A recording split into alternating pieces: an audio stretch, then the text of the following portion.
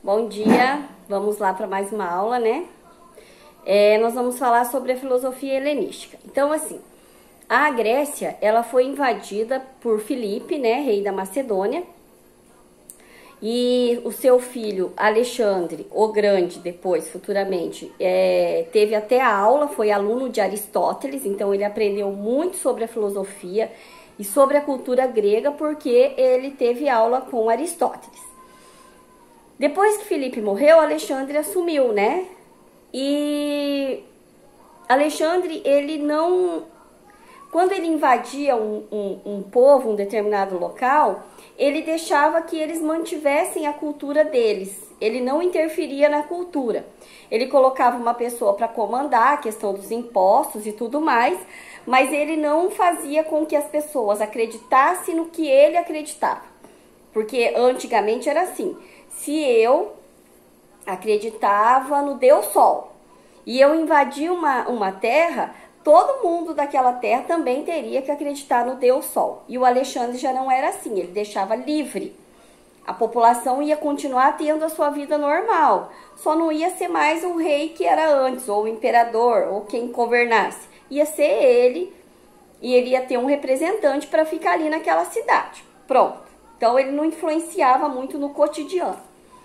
Mas uma coisa que aconteceu no período do Alexandre, que foi o helenístico, que foi a difusão da cultura grega. O Alexandre, ele ficou apaixonado pela cultura grega. Então, ele difundiu a cultura grega para outros povos. Por isso, o período helenístico. Não ficou só na Grécia a cultura grega. Ela se expandiu. Nesse período, tinha a escola de Liceu, né, que era de Platão e Sócrates e Aristóteles. E aí, Platão e Sócrates. E depois deles foi surgindo novos filósofos. Esses filósofos, todos com o objetivo de encontrar a felicidade. Cada um da sua maneira, mas o objetivo era o mesmo, encontrar a felicidade.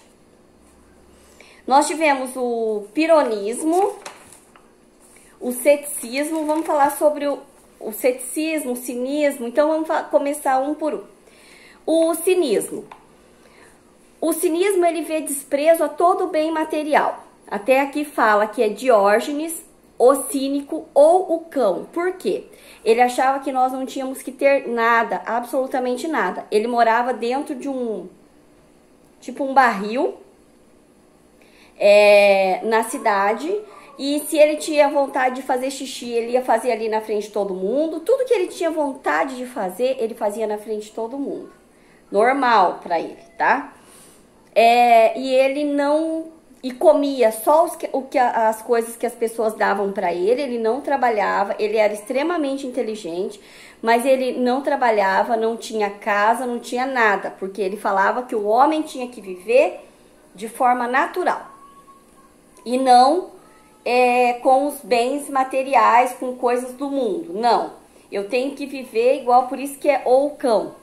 Igual um cachorro na rua. Eu faço tudo que eu quiser fazer na rua, na frente de todo mundo, e as pessoas têm que me aceitar desse jeito. Tem até uma história que diz que Alexandre um dia chegou na frente dele, do barril lá onde ele morava, e perguntou para ele o que ele queria. Fala o que você quer que eu te dou. Ele olhou para o Alexandre e falou assim, você me dá o que eu quiser? Sim, Alexandre respondeu para ele, Alexandre o Grande. E aí ele falou assim, então dá licença porque você está atrapalhando o sol.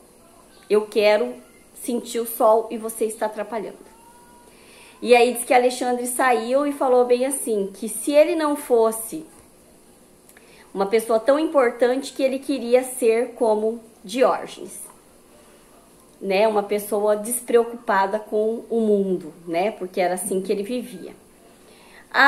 O pironismo, que é o Piro de Élida, ele já achava que o conhecimento é a sensação, ele queria aproveitar essas sensações, né, e o cinismo, ele possibilita a verdade do conhecimento além dos sentimentos. Então, tudo para ele seria os sentimentos, os sentidos. Pro ceticismo, é aquele velho ditado, só acredito vendo. Então, o ceticismo, ele vai acreditar a partir da experiência. Então, se alguém falar para ele, por exemplo, sabia que a água vira gelo, né? Só um exemplo. Naquela época, né? Sabia que a água vira gelo? Ele só ia acreditar que a água vira gelo se ele visse a água virando gelo. Senão, ele não acreditava. O estoicismo, ele já é contra todo tipo de prazer, porque ele fala que o prazer traz infelicidade. Por quê? Porque se eu gosto demais de uma pessoa, o dia que essa pessoa me magoar, eu vou ficar triste. Então, ele acha que o prazer traz infelicidade. E ele fala que existe uma inevitabilidade do destino. A felicidade, assim, é assegurada pelo abandono das paixões. Então, eu não posso me apaixonar. Mas o fato de apaixonar não é somente eu me apaixonar por uma pessoa. Quando a gente olha a vitrine, não tem hora que a gente olha a vitrine e a gente fica assim apaixonada pelaquela roupa, ou os meninos apaixonados pelaquele tênis ou pelaquele jogo, e a hora que você não consegue, você se frustra. Então, por isso que ele fala que a paixão é o grande mal, certo? Nós temos que nos desapegar à paixão. O epicurismo, ele já fala que a vida é feita de pequenos prazeres. A felicidade, ela é feita a partir de pequenos prazeres. E que nós temos que fugir de tudo que nos causa dor. Então, assim, se eu sei que alguma coisa vai me causar dor, eu não posso me aproximar dela. Então, eu tenho que viver moderadamente, de forma moderada, para que eu não sofra. Eu não posso ter uma vida intensa, não. Eu tenho que ter uma vida controlada, para daí eu alcançar a felicidade, certo? Porque se eu tenho uma vida controlada, eu não vou sentir nem muita dor, nem muita paixão, nem muito prazer. Então, por isso que tem que ter tudo em moderação. Essa é a nossa aula de hoje. O assunto é bem curtinho, tá?